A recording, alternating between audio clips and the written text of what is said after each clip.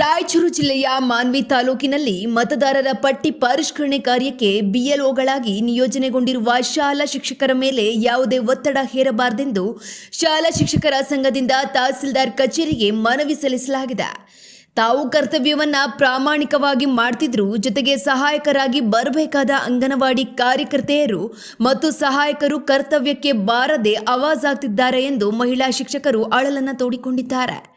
ಅತಿಯಾದ ಒತ್ತಡದಿಂದ ಆರೋಗ್ಯ ಸಮಸ್ಯೆ ಎದುರಾಗಲಿದೆ ಎಂದು ಎಚ್ಚರಿಸಿರುವ ಶಿಕ್ಷಕರು ಈ ಕೂಡಲೇ ಮೇಲಧಿಕಾರಿಗಳು ಮಧ್ಯಪ್ರವೇಶಿಸಿ ಸೂಕ್ತ ಕ್ರಮ ಕೈಗೊಳ್ಳಬೇಕೆಂದು ಒತ್ತಾಯಿಸಿದ್ದು, ಒಟ್ಟಿನಲ್ಲಿ ಬಿಎಲ್ಒಗಳ ಈ ಸಂಕಷ್ಟಕ್ಕೆ ಸರ್ಕಾರ ಯಾವ ರೀತಿ ಸ್ಪಂದಿಸಲಿದೆ ಎಂದು ಕಾದು ನೋಡಬೇಕಿದೆ.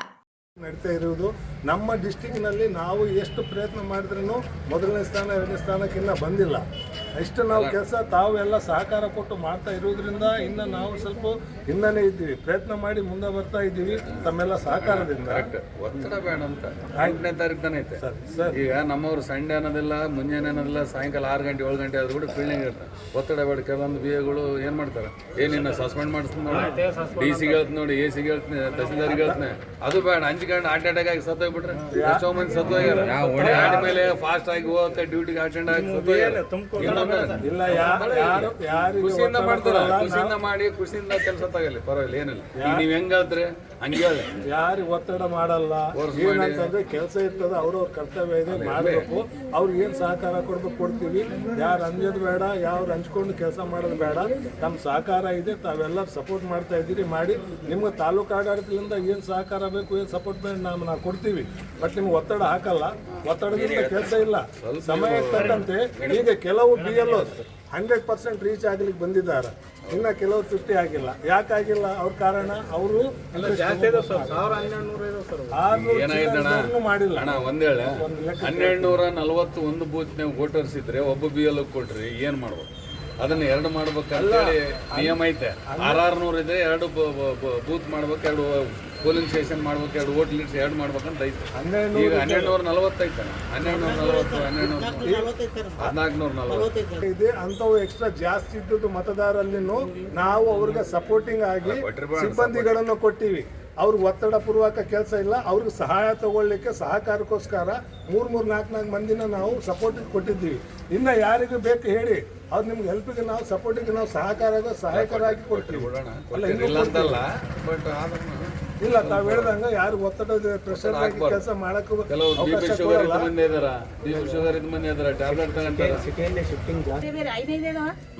ಮನೆಗೆ ಬರ್ರಿ ಅಂತಾರೆ ಸರ್. ಅವ್ರು ಎಲ್ಲರೂ ಫೋನ್ ನಂಬರ್ ಇಲ್ಲ, ಏನಿಲ್ಲ ಸರ್. ನಾನೇನಂದೆ, ಅವರು ಅಂಗನವಾಡಿ ಟೀಚರ್ಗೆ ಅವ್ರಿಗೆ ಫೋನ್ ಮಾಡಿದ್ರೆ ನಿನ್ನೆ 10 ಸಲ ಮಾಡಿದ್ರೆ 1 ಸಲ ರಿಸೀವ್ ಮಾಡ್ಯಾರ ಸರ್. ಬಂದು 10 ನಿಮಿಷ ಕುಂತು ನಾನು ಹೋಗಿ ಬರ್ತೀನಿ ಅಂತ ಹೋಗ್ಬಿಟ್ಲು ಸರ್. ಕರ್ಕೊಂಡ್ ಬರ್ತೀನಿ, ಬರಲೇ ಇಲ್ಲ. ಇವತ್ತು ಹೇಳಿದ್ರೆ ಚೆನ್ನ ನನಗೆ ದಬಾಯಿಸ್ತಾನ ಅಮ್ಮ.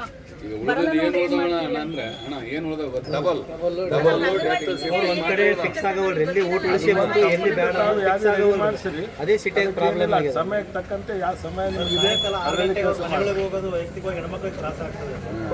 ರಾಜ್ಯ ಹೆದ್ದಾರಿ ಕೆಲಸವನ್ನು ಇವತ್ತು ಮಾನ್ವಿ ನಗರಕ್ಕೆ ಇವತ್ತು ಬಂದಿದ್ರಂದೆ ಇವತ್ತು ಪ್ರೆಸ್ ಮೀಟ್ ಕರೆದಿದ್ರು.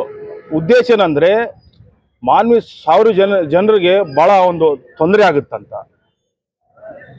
1000 ಜನಕ್ಕೆ ತೊಂದರೆ ಆಗೋದಂದರೆ ಯಾವ ರೀತಿ ತೊಂದರೆ ಆಗುತ್ತಾ? ಭಾಳ ಆಕ್ಸಿಡೆಂಟುಗಳು ಆಗ್ತವೆ. ಮಾನ್ವಿ ತಾಲೂಕಿನ ಜನ ಆ ದುಡ್ಡು ಉಪಯೋಗ ಆಗಬೇಕಂದ್ರೆ 1000 ಜನಕ್ಕೆ ಅನುಕೂಲ ಆಗ್ಬೇಕು. ಯಾಕಂದರೆ ಈಗ ಎಲ್ಲ ಪಕ್ಷದವ್ರು ಬಂದಾರ, ಎಲ್ಲ ಜಾತಿ ವರ್ಗದವ್ರು ಬಂದಾರ. ಆದರೆ ಈ ಕೆಲಸ ಯಾರದು? ಇಲ್ಲಿದ್ದರೂ ಶಾಸಕರು ಏನು ಮಾಡ್ತಾ ಇದ್ದಾರೆ, ಮಾಜಿ ಶಾಸಕರು ಏನು ಮಾಡ್ತಾ ಇದ್ದಾರೆ? ನಿಮ್ಗೆ ದಯವಿಟ್ಟು ಮುಂದಿನ ದಿನಗಳಲ್ಲಿ ಓಟು ಬೇಕಾದರೆ ಮನೆಗೆ ಬರ್ತೀರಾ. ಆದರೆ ಇಲ್ಲಿ 1000 ಜನಕ್ಕೆ ಇಷ್ಟು ತೊಂದರೆ ಆಗ್ತದ, ಆಕ್ಸಿಡೆಂಟ್ಗಳು ಆಗ್ತಾವ. ಏನು ಮಾಡ್ತಾ ಇದ್ರಿ ಸ್ವಾಮಿ ನೀವು? ಶಾಸಕರಾಗಲಿ ಮಾಜಿ ಶಾಸಕರಾಗಲಿ ಎಲ್ಲರೂ ಬಂದು ಕೇಳಬೇಕು. ಇಷ್ಟೆಲ್ಲ ಸಮಸ್ಯೆ ಆಗುತ್ತದ, ಇದಕ್ಕೆ ಕಾರಣ ಯಾರು? ಹಾಗೆ ಮಾಡ್ಬೇಕು. ಯಾಕಂದ್ರೆ ಮುಂದೆ ರಾಜಕೀಯ ಮಾಡೋಕೆ ಅನುಕೂಲ ಆಗುತ್ತಲ್ರಿ. ಬರ್ಬೇಕ್ರಿ, ತಾವೇ ಕೇಳ್ಬೇಕು. ಶಾಸಕರಾಗಲಿ ಮಾಜಿ ಶಾಸಕರಾಗಲಿ. ಈಗಾಗಲೇ ನಿಮಗೆ ಗೊತ್ತಿದ್ದಂತೆ ಮತ್ತು ಮಾನವ ನಾಗರಿಕರಿಗೆ ಗೊತ್ತಿದ್ದಂತೆ ಸುಮಾರು ಪಕ್ಷಗಳ ಮುಖಂಡರು ಖಂಡನೆ ಮಾಡಿದ್ದಾರೆ ಈ ರಸ್ತೆಯ ಬಗ್ಗೆ. ಸುಮಾರು 15 ತಿಂಗಳ ಹಿಂದೆ ಈ ಕಾಮಗಾರಿ ನಡೀತಿದೆ. ಆವಾಗಲಿದ್ದು ನಾವು ವೀಕ್ಷಣೆ ಮಾಡ್ತಾ ಇದ್ದೀವಿ. ಇದು ಸಂಪೂರ್ಣ ಕಾಮಗಾರಿ ಅವೈಜ್ಞಾನಿಕ ಅಂದ್ರೆ ತಪ್ಪಾಗಲಿಕ್ಕೆ, ಯಾಕಂತಂದ್ರೆ ಅದು ಎಸ್ಟಿಮೇಟ್ ಪ್ರಕಾರ ಇದು ಕೆಲಸ ನಡೀತಾ ಇಲ್ಲ. ಆದರೂ ಸಹ ಸಾರ್ವಜನಿಕರಾಗಿ ನಾವು ಒಂದು ಕಂಪನಿ ಮೇಲೆ, ಒಂದು ಗುತ್ತೇದಾರ ಮೇಲೆ ನಾವು ವಿಶ್ವಾಸವನ್ನು ಇಟ್ಟು, ಇಲ್ಲಿನ ರಾಜಕಾರಣಿಗಳ ಮೇಲೆ ಮತ್ತು ಅಧಿಕಾರಿಗಳ ಮೇಲೆ ವಿಶ್ವಾಸ ಇಟ್ಟು ಮಾನವೀಯ ನಗರವನ್ನು ಚಿನ್ನ ಮಾಡ್ತಾರಂತ ನಾವು ಕನಸು ಕಂಡಿದ್ವಿ. ಆ ಕನಸು ನೆನಸೇ ಆಗಲಿಲ್ಲ. ನನ್ನ ಕೇಳಿದರೆ ಸುಮಾರು ಮೈಟೆಸ್ ಕಂಪ್ನಿಯವರು 20 ವರ್ಷ ಆಗಿರ್ಬೋದು, 24 ವರ್ಷ ಕಾಮಗಾರಿ ಆಯಿತು.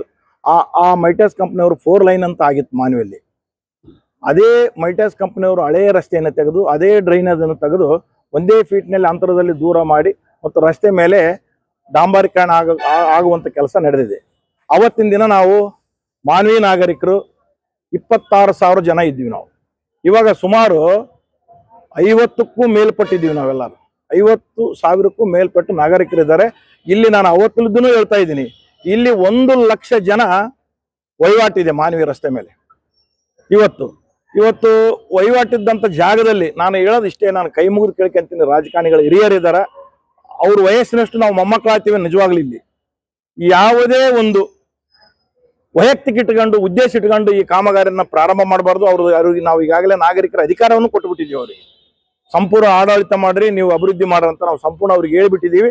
ಅವ್ರ ಜವಾಬ್ದಾರಿ ಇದೆ ಇದನ್ನು ಕರೆದು, ಇಮಿಡಿಯೇಟ್ ಆಗಿ ಕರೆದು ಮಾನವೀಯ ನಾಗರಿಕರ ಬಗ್ಗೆ, ಮಾನವೀಯ ಮುಂದಿನ ಭವಿಷ್ಯದ ಬಗ್ಗೆ ಅವರು ಇಲ್ಲಿ ಸಂಬಂಧಪಟ್ಟ ಇಲಾಖೆ ಅಧಿಕಾರಿಗಳು ಮತ್ತು ಗುತ್ತೇದಾರಿಗೆ ತಿಳಿಸಿ ಈ ಕಾಮಗಾರಿಗಳು ಈಗಾಗಲೇ ನನ್ಗೆ ಅನಿಸ್ತಾ ಇದೆ ನಾವು ಒಂಥರ ನಾವು ಒದರ್ತಾ ಇದ್ದೀವಿ, ಅವ್ರು ಮಾಡ್ತಾ ಇದ್ದಾರೆ. ಇದು ಅರ್ಥ ಇಲ್ಲ.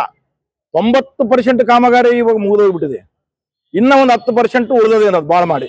ಇವತ್ತು ಇದು ಒಳ್ಳೇದಾಗಬೇಕಾಗಿತ್ತಂದ್ರೆ ನನ್ಗೆ ಗೊತ್ತಿದ್ದಂಗೆ, ನನ್ನ ಪ್ರಕಾರ ನಾನು ಹಿಂದೆ ಅದು ಮುಸ್ಲಿಮ್ಸ್ ಆಗಿರ್ಲಿ, ಹಿಂದೂ ಆಗಿರ್ಲಿ, ಸರ್ ಇವತ್ತು ಐದಲ್ಲಿ ಒಂದು ರೀತಿಯಲ್ಲಿ ಪತ್ರಿಕಾಗೋಷ್ಠಿ ಮಾಡಿದ್ರಿ. ಏನ್ ಸರ್ ಸಂಬಂಧ, ಏನ್ ಸರ್ ಚರ್ಚೆ ಮಾನವಿದು? ಮಾನ್ಯುವಲ್ಲಿ ಸರ್ ಸುಮಾರು 1.5 ವರ್ಷ ಒಳಗಡೆ ಇವರು KRDCLರಿಗೆ ಟೆಂಡರ್ ಕೊಟ್ಟು ವರ್ಕ್ ನಿರ್ಮಾಣ ಮಾಡ್ತಾ ಇದ್ದಾರ. ಅವೆಲ್ಲ ರೋಡೇ ಅವೈಜ್ಞಾನಿಕವಾಗಿ ಮಾಡ್ತಾ ಇದ್ದಾರ, ಚರಂಡಿ ಅವೈಜ್ಞಾನಿಕವಾಗಿ ಮಾಡ್ತಾ ಇದ್ದಾರ. ಆಮೇಲೆ ಯಾವುದಕ್ಕೂ ಸಾರ್ವಜನಿಕ ತಿರುಗಾಡಕ್ಕೆ ಸರ್ವಿಸ್ ರೋಡು ಇಲ್ಲ, ಫುಟ್ಪಾತು ಇಲ್ಲ, ಆಮೇಲೆ ಡ್ರೈನೇಜು ಎಲ್ಲ ಅವೈಜ್ಞಾನಿಕವಾಗಿ, ಆಮೇಲೆ ಕಳಪೆ ಕಾಮಗಾರಿಕೆ ಮಾಡಿ ಆ ಡ್ರೈನೇಜು ಮಾಡ್ತಾ ಇದ್ದಾರ. ಅದ್ರ ಬಗ್ಗೆ ಸಾರ್ವಜನಿಕರು ಧ್ವನಿ ಎತ್ತಿದ್ರೆ ಗುತ್ತೇದಾರವರು ಸಂಬಂಧಪಟ್ಟ ಅಧಿಕಾರಿಗಳ ಜೊತೆ ಮಾತಾಡ್ತಾರ. ಅದು ಏನಂತ ಹೇಳ್ತಾ ಇದ್ದಾರೆ ಅವರು, ಡ್ರೈನೇಜ್ಗೆ ರೋಡಿಂದು ನೀರು ಡ್ರೈನೇಜ್ಗೆ ಹೋಗಕ್ಕಂತ ನಾವು ಡ್ರೈನೇಜ್ ಮಾಡ್ತಾ ಇದೀವಿ. ಕಮರ್ಷಿಯಲ್ ಬಿಲ್ಡಿಂಗು, ಕಮರ್ಷಿಯಲ್ ಮನೆಗಳು, ಅವರೆಲ್ಲ ಮನೆ ಬಳಕೆ ಮಾಡಿದಂಥ ನೀರು ಆ ಡ್ರೈನೇಜ್ಗೆ ಕನೆಕ್ಷನ್ ಕೊಡೋಕೆ ಇಲ್ಲ. ಅದಕ್ಕಾಗಿ ಬಸವರಾಜ್ ಸಾಹೇಬರು, ಆಮೇಲೆ ನಮ್ಮ ಚೀಫ್ ಆಫೀಸರು, ಆಮೇಲೆ KRDCL ಅವರು ಯಾರು ಇಂಜಿನಿಯರ್ ಕಲಿತು ಮಾತಾಡಿದಾರಂತ. ಇನ್ ಫ್ಯೂಚರಲ್ಲಿ ಇನ್ನೊಂದು ಡ್ರೈನೇಜ್ ಮಾಡ್ತಾರಂತ, ಸಾರ್ವಜನಿಕ ಬಳಕೆ ಆದಂಥ ನೀರು ಹೋಗ್ಲಿಕ್ಕೋಸ್ಕರ ಡ್ರೈನೇಜ್ ಮಾಡ್ತಾರಂತ. ಇಲ್ಲಿ ಜಾಗನೇ ಇಲ್ಲ. ಆಲ್ರೆಡಿ ಜಾಗ ಎಷ್ಟು ತಗೋಬೇಕಿತ್ತು ಅಷ್ಟು ತಗೊಂಡ್ಬಿಟ್ಟಿದ್ದಾರೆ. ಅದು ಎಲ್ಲ ಡೆಮೊಲಿಷನ್ ಮಾಡಿಸಿ ಅವ್ರ ಸಂಬಂಧಪಟ್ಟವ್ರ ಬಿಲ್ಡಿಂಗಿಗೆ ಅವ್ರು ಸ್ವಲ್ಪ ಅಗಲೀಕರಣ ಮಾಡಬೇಕಿತ್ತು. ಅದು ಯಾವುದೇ ರೀತಿಯಿಂದ ಅಗಲೀಕರಣ ಮಾಡಲಿಲ್ಲ. ಅವರು ಅಗಲೀಕರಣ ಮಾಡಲಾರದಕ್ಕೋಸ್ಕರನೇ